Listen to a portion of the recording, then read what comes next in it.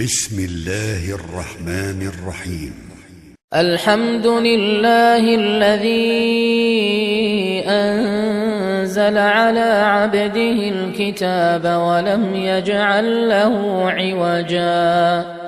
قيما لينذر بأسا شديدا من لدنه ويبشر المؤمنين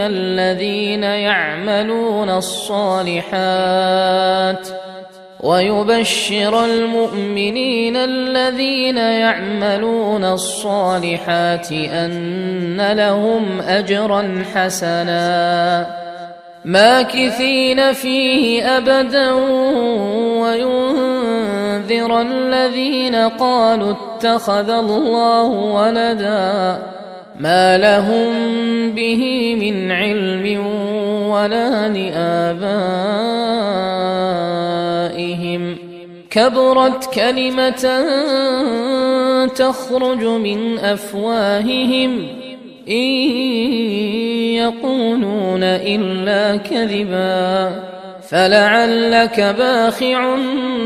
نفسك على آثارهم إن لم يؤمنوا بهذا الحديث أسفا إنا جعلنا ما على الأرض زينة لها لنبلوهم أيهم أحسن عملا وإنا لجاعلون ما عليها صعيدا جرزا أم حسبت أن أصحاب الكهف والرقيم كانوا من آياتنا عجبا إذ أوى الفتية إلى الكهف فقالوا ربنا آتنا من لدنك رحمة وهيئ لنا من أمرنا رشدا فضربنا على آذانهم في الكهف سنين عددا ثم بعثناهم لنعلم أي الحزبين أحصى لما لبثوا أمدا نحن نقص عليك نبأهم بالحق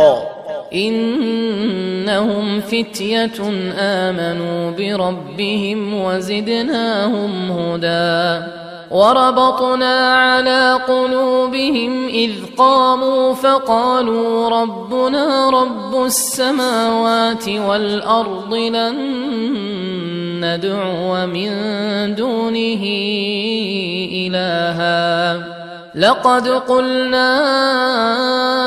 إذا شططا هؤلاء قومنا اتخذوا من دونه آلهة لولا يأتون عليهم بسلطان بين فمن أظلم ممن افترى على الله كذبا وإذ اعتزلتموهم وما يعبدون إلا الله فأووا إلى الكهف ينشر لكم ربكم من رحمته ويهيئ لكم من أمركم مرفقا وترى الشمس إذا طلعت تزاور عن كهفهم ذات اليمين وإذا غربت تقرضهم ذات الشمال وهم في فجوة منه ذلك من آيات الله من يهد الله فهو المهتد ومن يضلل فلن تجد له وليا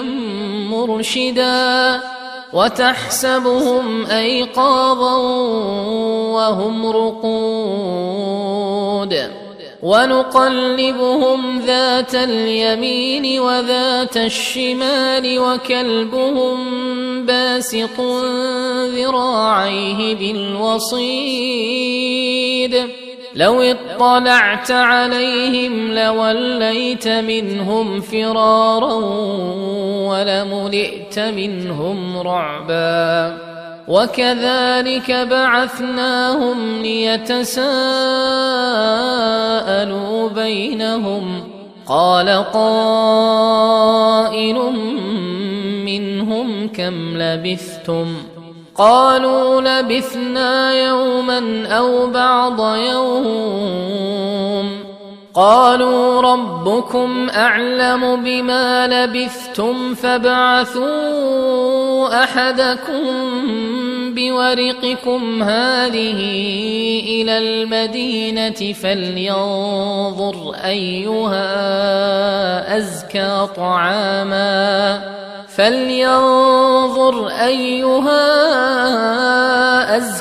طعاما فليأتكم برزق منه وليتلطف ولا يشعرن بكم أحدا إنهم إن يظهروا عليكم يرجموكم أو يعيدوكم في ملتهم ولن تفلحوا إذن أبدا. وكذلك أعثرنا عليهم ليعلموا أن وعد الله حق وأن الساعة لا ريب فيها إذ يتنازعون بينهم أمرهم فقالوا ابنوا عليهم بنيانا ربهم أعلم بهم قال الذين غلبوا على أمرهم لنتخذن عليهم مسجدا سيقولون ثلاثة رابعهم كلبهم ويقولون خمسة سادسهم كلبهم رجما بالغيب ويقولون سبعة وثامنهم كلبهم قل ربي أعلم بعدتهم ما يعلمهم إلا قليل فلا تمار فيهم إلا مراء ظاهرا ولا تستفت فيهم منهم أحدا ولا تقولن لشيء إني فاعل ذلك غدا إلا أن يشاء الله واذكر ربك إذا نسيت وقل عسى أن يهديني ربي لأقرب من هذا رشدا ولبثوا في كهفهم 300 سنين وازدادوا 9 قل الله أعلم بما لبثوا له غيب السماوات والأرض أبصر به وأسمع ما لهم من دونه من ولي ولا يشرك في حكمه أحدا واتل ما أوحي إليك من كتاب ربك لا مبدل لكلماته ولن تجد من دونه ملتحدا واصبر نفسك مع الذين يدعون ربهم بالغداة والعشي يريدون وجهه ولا تعد عيناك عنهم تريد زينة الحياة الدنيا ولا تطع من أغفلنا قلبه عن ذكرنا واتبع هواه وكان أمره فرطا وقل الحق من ربكم فمن شاء فليؤمن ومن شاء فليكفر إنا أعتدنا للظالمين نارا أحاط بهم سرادقها وإن يستغيثوا يغاثوا بماء كالمهل يشوي الوجوه بئس الشراب وساءت مرتفقا إن الذين آمنوا وعملوا الصالحات إنا لا نضيع أجر من أحسن عملا أولئك لهم جنات عدن تجري من تحتهم الأنهار يحلون فيها من أساور من ذهب ويلبسون ثيابا خضرا من سندس وإستبرق متكئين فيها على الأرائك نعم الثواب وحسنت مرتفقا واضرب لهم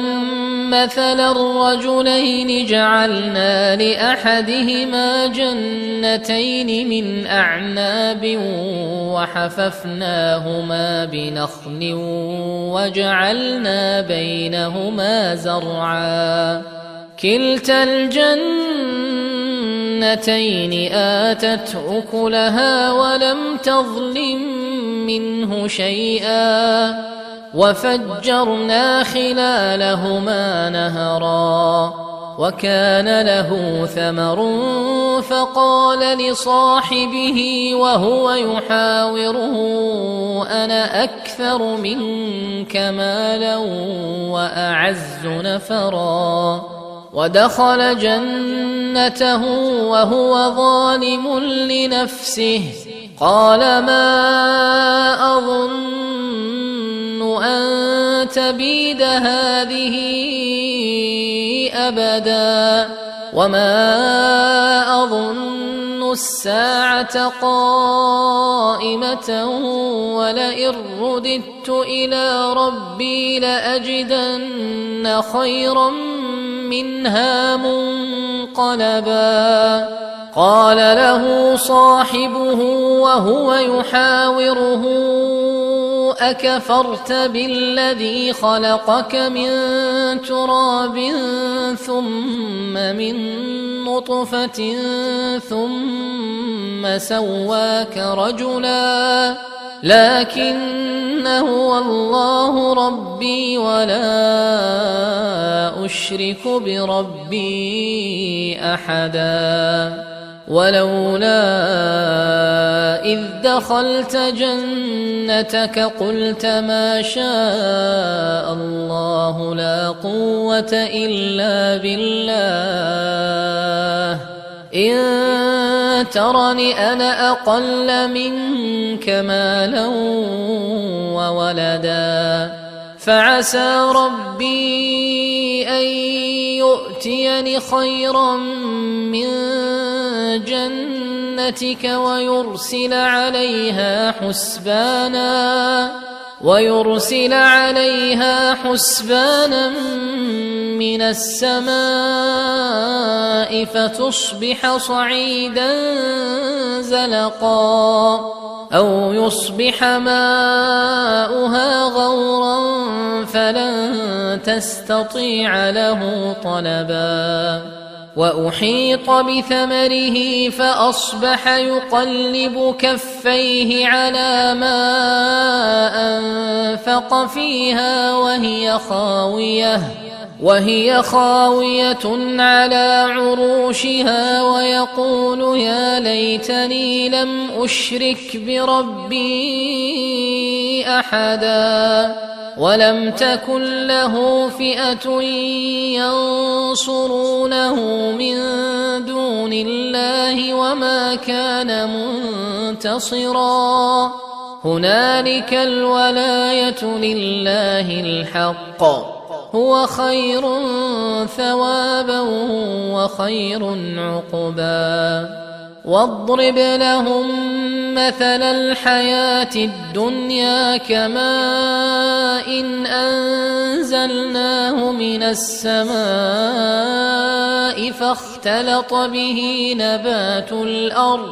فاختلط به نبات الأرض فأصبح هشيما تذروه الرياح وكان الله على كل شيء مقتدرا المال والبنون زينة الحياة الدنيا والباقيات الصالحات خير عند ربك ثوابا وخير أملا ويوم نسير الجبال وترى الأرض بارزة وحشرناهم فلم نغادر منهم أحدا وعرضوا على ربك صفا لقد جئتمونا كما خلقناكم أول مرة بل زعمتم أن لن نجعل لكم موعدا ووضع الكتاب فترى المجرمين مشفقين مما فيه ويقولون يا ويلتنا ما لهذا الكتاب لا يغادر صغيرة ولا كبيرة إلا أحصاها ووجدوا ما عملوا حاضرا ولا يظلم ربك أحدا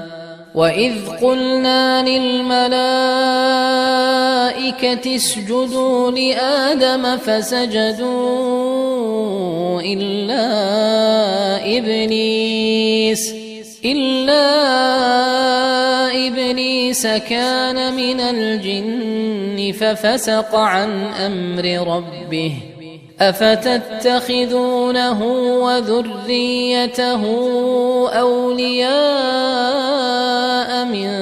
دوني وهم لكم عدو بئس للظالمين بدلا ما أشهدتهم خلق السماوات والأرض ولا خلق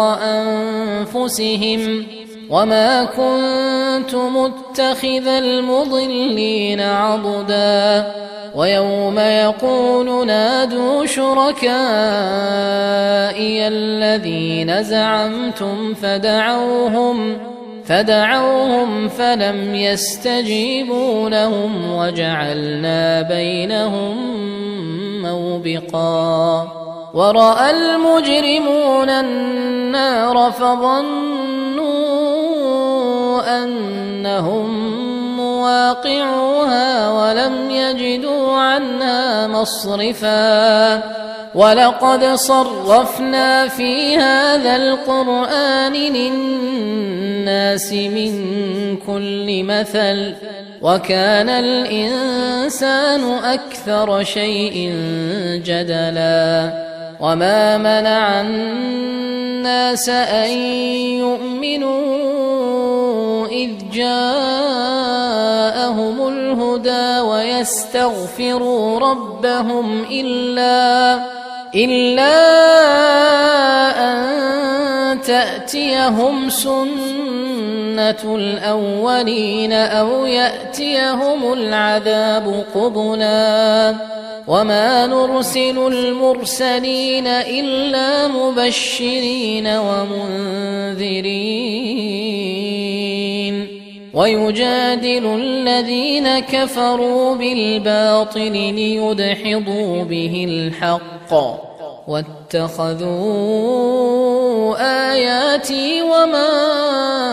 أنذروا هزوا ومن أظلم ممن ذكر بآيات ربه فأعرض عنها ونسي ما قدمت يداه إنا جعلنا على قلوبهم أكنة أن يفقهوه وفي آذانهم وقرا وإن تدعهم إلى الهدى فلن يهتدوا إذا أبدا وربك الغفور ذو الرحمة لو يؤاخذهم بما كسبوا لعجل لهم العذاب بل لهم موعد لن يجدوا من دونه موئلا وتلك القرى أهلكناهم لما ظلموا وجعلنا لمهلكهم موعدا وإذ قال موسى لفتاه لا أبرح حتى أبلغ مجمع البحرين أو أمضي حقبا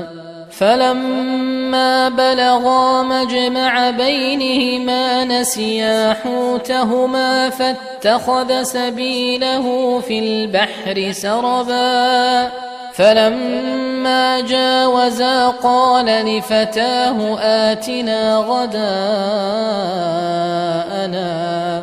لقد لقينا من سفرنا هذا نصبا قال أرأيت إذ أوينا إلى الصخرة فإني نسيت الحوت وما أنسانيه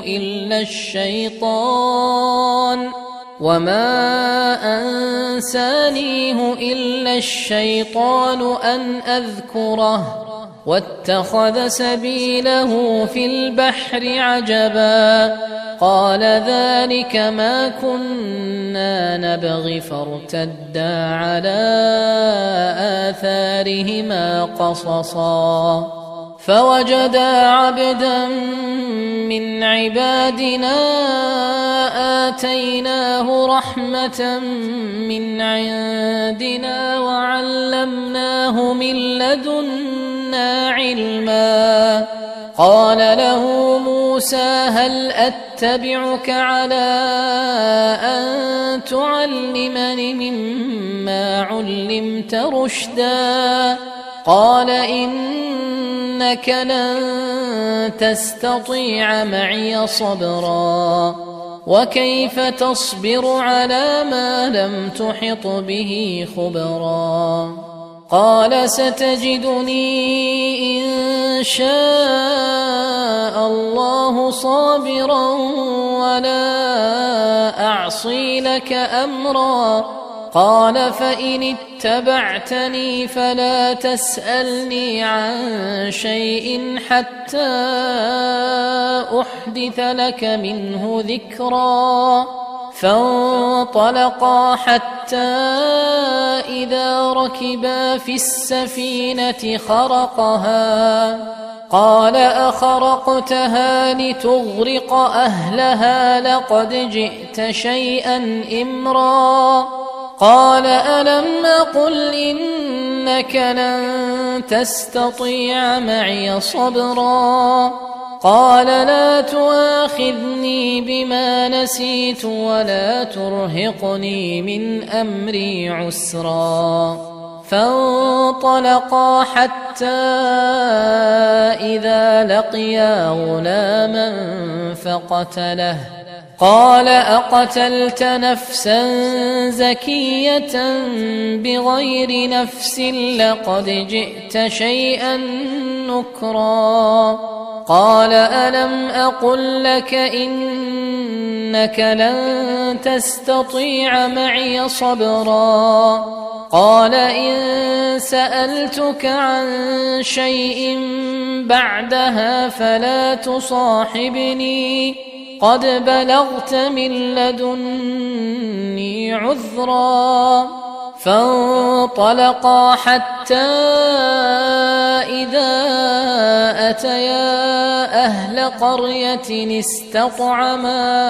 أهلها فأبوا أن يضيفوهما فأبوا أن يضيفوهما فوجدا فيها جدارا يريد أن ينقض فأقامه قال لو شئت لاتخذت عليه أجرا قال هذا فراق بيني وبينك سأنبئك بتأويل ما لم تستطع عليه صبرا أما السفينة فكانت لمساكين يعملون في البحر فأردت أن أعيبها وكان وراءهم ملك يأخذ كل سفينة غصبا وأما الغلام فكان أبواه مؤمنين فخشينا أن يرهقهما طغيانا وكفرا فأردنا أن يبدلهما ربهما خيرا منه زكاة وأقرب رحما وأما الجدار فكان لغلامين يتيمين في المدينة وكان تحته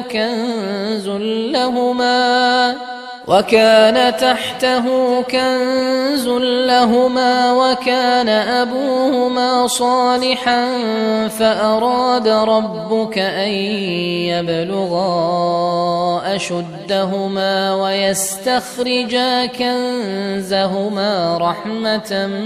من ربك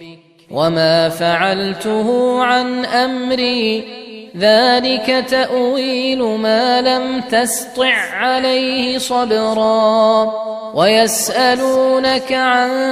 ذي القرنين قل سأتلو عليكم منه ذكرا إنا مكنا له في الأرض وآتيناه من كل شيء سببا فأتبع سببا حتى إذا بلغ مغرب الشمس وجدها تغرب في عين حمئة ووجد عندها قوما قلنا يا ذا القرنين إما أن تعذب وإما أن تتخذ فيهم حسنا قال أما من ظلم فسوف نعذبه ثم يرد إلى ربه فيعذبه عذابا نكرا وأما من آمن وعمل صالحا فله جزاء الحسنى وسنقول له من أمرنا يسرا ثم أتبع سببا حتى إذا بلغ مطلع الشمس وجدها تطلع على قوم لم نجعل لهم من دونها سترا كذلك وقد أحطنا بما لديه خبرا ثم أتبع سببا حتى إذا بلغ بين السدين وجد من دونهما قوما لا يكادون يفقهون قولا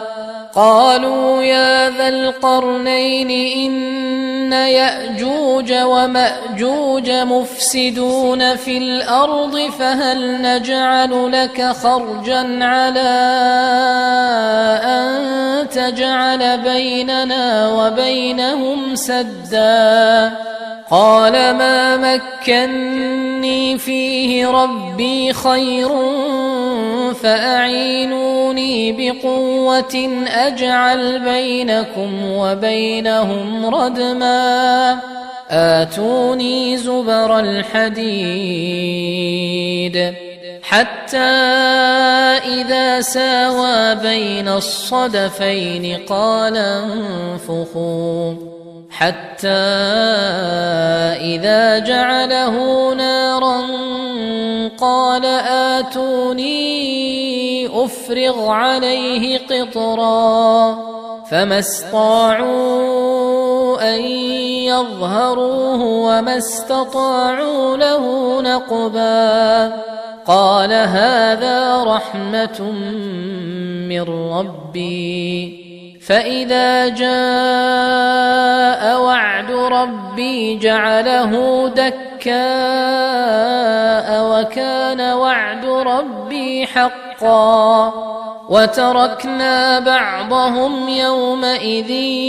يموج في بعض ونفخ في الصور فجمعناهم جمعا وعرضنا جهنم يومئذ للكافرين عرضا الذين كانت أعينهم في غطاء عن ذكري وكانوا لا يستطيعون سمعا أفحسب الذين كفروا أن يتخذوا عبادي من دوني أولياء إنا أعتدنا جهنم للكافرين نزلا قل هل ننبئكم بالأخسرين أعمالا الذين ضل سعيهم في الحياة الدنيا وهم يحسبون أنهم يحسنون صنعا أولئك الذين كفروا بآيات ربهم ولقائه فحبطت أعمالهم فلا نقيم لهم يوم القيامة وزنا ذلك جزاؤهم جهنم بما كفروا واتخذوا آياتي ورسلي هزوا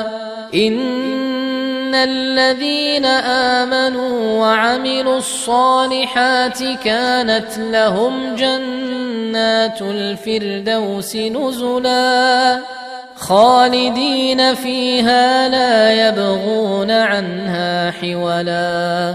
قل لو كان البحر مدادا لكلمات ربي لنفد البحر قبل أن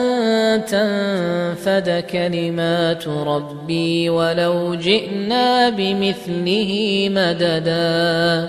قل إنما أنا بشر مثلكم يوحى إلي أنما إلهكم إله واحد فمن كان يرجو لقاء ربه فليعمل عملا صالحا ولا يشرك بعبادة ربه أحدا.